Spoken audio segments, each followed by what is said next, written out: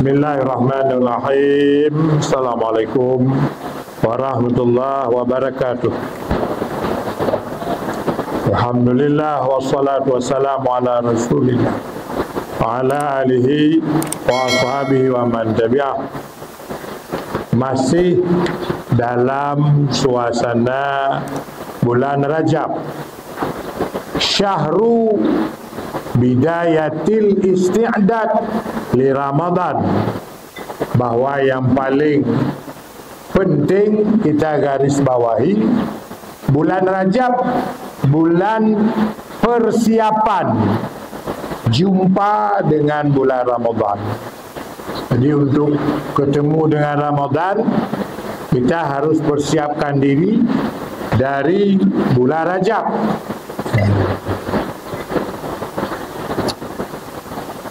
Ya, karenanya banyak sekali ungkapan para ulama ketika memperkenalkan Rajab dalam bermacam perumpamaan, sehingga dikatakan di antara cara para ulama menggalakkan bulan Rajab, ka'anna sanah syajaratun tadharu awraquha fi syahri Rajab. Seolah-olah setahun itu seperti satu pohon yang rindang di bulan Rajab.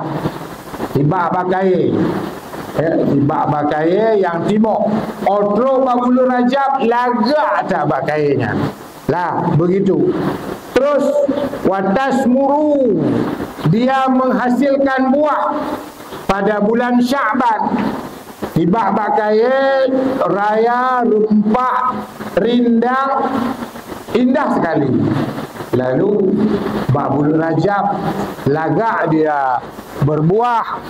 Dia berbuah pada bulan Sya'ban. Bulan Sya'ban berbuah.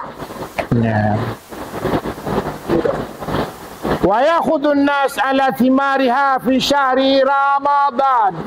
Dan dia akan berbuah pada bulan Sya'ban, panen pada bulan Ramadan, panen di bulan Ramadan.